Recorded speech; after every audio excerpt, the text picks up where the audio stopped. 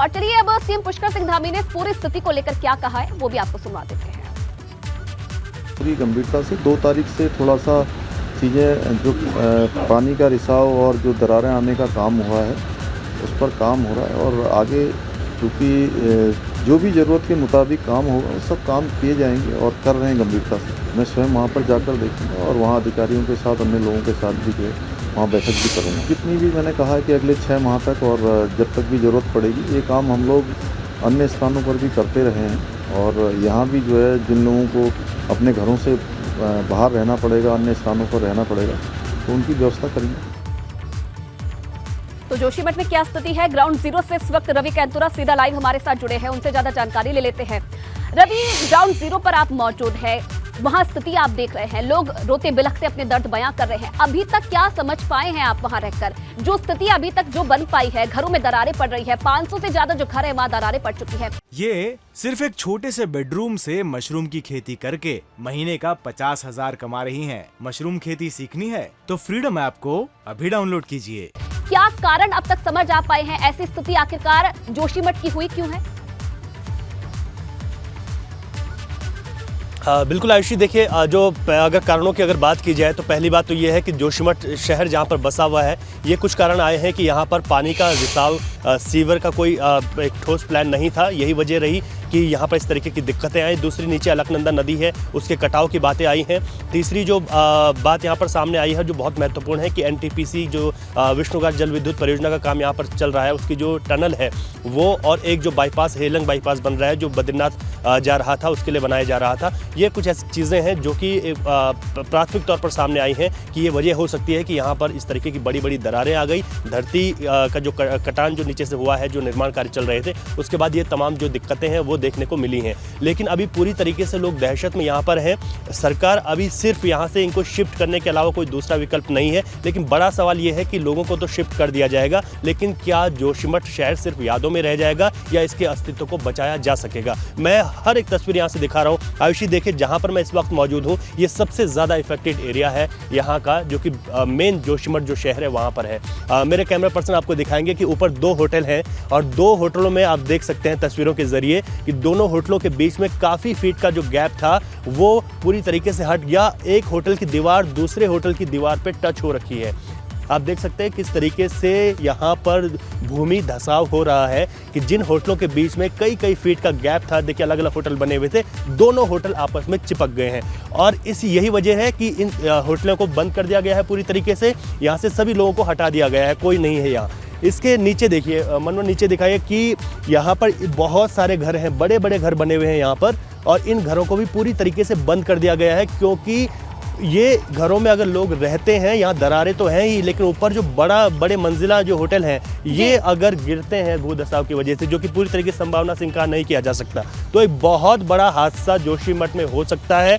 इस वजह से इन घरों के लोगों को हटाया गया। लेकिन अगर ये तमाम इस तरीके से सिचुएशन बनती है तो नीचे बहुत सारे घर हैं आशी, यहाँ पर बहुत बड़ी दिक्कतें आ सकती हैं और ये वाला एरिया बहुत ज़्यादा इफेक्टेड एरिया है। यहाँ पर देखिए ये घर है, यहाँ पर ये तमाम घर बंद कर किए गए हैं, लोगों को यहाँ से हटा दिया गया है। और इसी तरीके से पूरा एक शहर है जोशीमठ जो यहाँ पर बसा हुआ है, तमाम लोगों को यहाँ से हटा दिया गया है ताकि ऊपर जो डेंजर जोन है उन्हें खाली कराया गया है सरकार की तरफ से। जरा ये बताइए कि इन डेंजर जोन में कितने क्षेत्र आ रहे हैं, कितने गांव आ रहे हैं, कितने परिवार आ रहे हैं और अब सरकार की तरफ से उनके लिए क्या इंतजाम किए गए हैं, उन्हें कहां शिफ्ट किया जा रहा है? बिल्कुल आयुषी, देखिए जहाँ पर मैं इस वक्त खड़ा हूँ ये सबसे ज़्यादा प्रभावित इलाका है जोशीमठ का। यहाँ पर तकरीबन 600 परिवार इस जद में आ चुके हैं। बड़ी बात यह है कि हर दिन कुछ परिवारों की संख्या बढ़ जाती है, यानी कि दरार यहाँ तक आती है, दूसरे दिन दूसरे घर तक दरार पहुँच जाती है। इसके अलावा 3000 से अधिक लोग हैं जो अभी तक प्रभावित हैं, लेकिन ये संख्या बढ़ रही है। वो इस वजह से क्योंकि एक घर के बाद दूसरा घर इफेक्टेड हो रहा है, तो ये एक बहुत बड़ी दिक्कत यहाँ पर है। और अभी फौरी तौर पर लोगों को शिफ्ट किया जा रहा है, लेकिन शिफ्ट करने की भी जो व्यवस्थाएं हैं सरकारी स्कूलों में है, नगर पालिका का जो भवन है वहाँ पर है। बिल्कुल, ये जानकारी भी आप साझा करिए, लेकिन कैमरा पर्सन से बोलिए जरा आसपास की तस्वीरें भी दिखाइए। अभी क्या माहौल वहां पर बना हुआ है, लोगों के अंदर कितना डर है, घर कैसे खाली हो रहे हैं, जरा तस्वीरें भी दिखाइए और समझाइए आखिरकार कहां शिफ्ट किया जा रहा है, आगे की क्या इंतजाम किए जा रहे हैं। बिल्कुल आशी, देखिए हम तस्वीरें दिखा रहे हैं और इस तरीके से पूरा जो इलाका है वो बहुत ज़्यादा इफेक्टेड यहाँ पर है और ये तमाम घरों को यहाँ से बंद कर दिया गया है। ये सिंहधार ये जगह है जहाँ पर मैं इस वक्त खड़ा हूँ।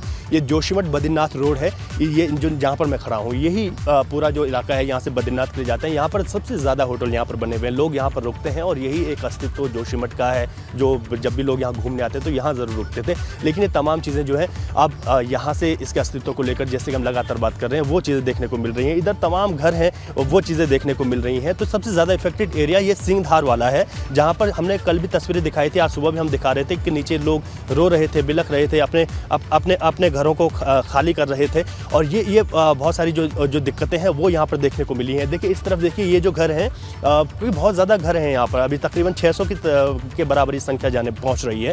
इन घरों को भी कई लोगों ने इन घरों को खाली कर दिया है। ये कुछ आप देख सकते हैं कि पूरी तरीके से हर जगह पर जो है ताले लगे हुए हैं, क्योंकि लोग बहुत डर के साये में यहाँ पर हैं और यही वजह है कि लोगों को यहाँ से हटाया गया है। ये नीचे अगर आप देखें तो यहाँ पर जो खेत हैं नीचे के, इन खेतों में पूरी तरीके से दरारें हैं और दरारों के बाद जो भी यहाँ जितने भी घर हैं इन घरों को बहुत ज़्यादा नुकसान हुआ है। हमने कल वहाँ जाकर दिखाया भी था, आज सुबह हम दिखा रहे थे कि कैसे लोग वहाँ पर अपने सामान को, उस बोझे को लेकर जो है जा रहे थे। और सरकारी स्कूल एक आगे यहाँ पर है जो इस इफेक्टेड एरिया से थोड़ा सा अलग जगह पर है, वहाँ पर जो है लोग जा रहे हैं, वहाँ पर रह रहे हैं। इसके नीचे जो पानी आने वाली जो बात है, जहाँ पर पानी ने अपनी एक जगह बना ली है कि जोशीमठ से कोई निकासी की बड़ी दिक्कत है, कोई दिक्कत नहीं थी, कोई सीवर का कोई यहाँ पर कोई प्लान नहीं था प्रॉपर। तो इसके जहाँ पर मैं खड़ा हूँ इसी के नीचे वो जगह है, वो भी हम अपने दर्शकों को कुछ देर में दिखाएंगे वहाँ जाकर कि वहाँ पर किस तरीके से पानी अपना रौद्र रूप ले चुका है। वहाँ पर बहुत फोर्स के साथ पानी आ रहा है। वो तस्वीरें हम लगातार दिखा रहे हैं। में से एक उसको जोड़ने वाला मुख्य मार्ग जोशीमठ, क्या बद्रीनाथ पे भी इसका असर पड़ा है? वहां पर क्या स्थिति अभी है? हाँ बिल्कुल, देखिए आयुषी, अभी क्योंकि इस वक्त जो है यात्रा नहीं है तो ऐसे में ज़्यादा दिक्कतें नहीं हुई, क्योंकि अगर यात्रा इस वक्त होती तो बहुत ज़्यादा दिक्कतें हो सकती थी, क्योंकि यहाँ पर तो इस वक्त बहुत ज़्यादा यहाँ से पूरी जाम की स्थिति रहती है, बहुत ज़्यादा ट्रैफिक यहाँ से जाता है, बहुत ज़्यादा रश रहता है इस रोड पे, लेकिन अभी वो स्थिति नहीं है। लेकिन सबसे बड़ी बात यह है कि जोशीमठ शहर के अंदर तो दरारें अभी आई हैं, लेकिन जहाँ कल हम लोग भी जहाँ रुके हम गए थे वहाँ पर भी हमने देखा कि लोग वहाँ पर डर रहे हैं। वो इस वजह से क्योंकि भाई ये हो सकता है कि जिस तरीके से धीरे धीरे घरों की संख्या बढ़ रही है तो कहीं इफेक्ट जो है वो पूरे शहर में अब देखने को न मिल जाए और बहुत ज़्यादा एरिया जो है इफेक्टेड ना हो जाए, क्योंकि अभी जो संख्या है वो तकरीबन 600 परिवार तक जा चुकी है। शुरुआत में हमने देखा था कि पहले में 30 से 40 परिवार इस तरीके से प्रभावित सिर्फ हुए थे, लेकिन वो धीरे धीरे ये संख्या बढ़ रही है, यानी जो भूधसाव है वो धीरे धीरे बढ़ रहा है और वो अपना एरिया को बढ़ाता जा रहा है। आज इस घर में, कल दूसरे घर में इस तरीके की दरारें आ रही हैं, तो ये अपने आप में एक बहुत बड़ी दिक्कत है जो कि पैदा कर सकता है। और जो बड़े बड़े भवन है, क्योंकि खुद रंजीत सिन्हा जो कि आपदा सचिव हैं उत्तराखंड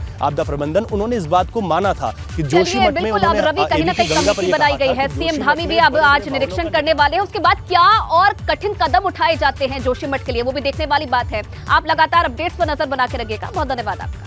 ये सिर्फ एक छोटे से बेडरूम से मशरूम की खेती करके महीने का 50,000 कमा रही हैं। मशरूम खेती सीखनी है तो फ्रीडम ऐप को अभी डाउनलोड कीजिए।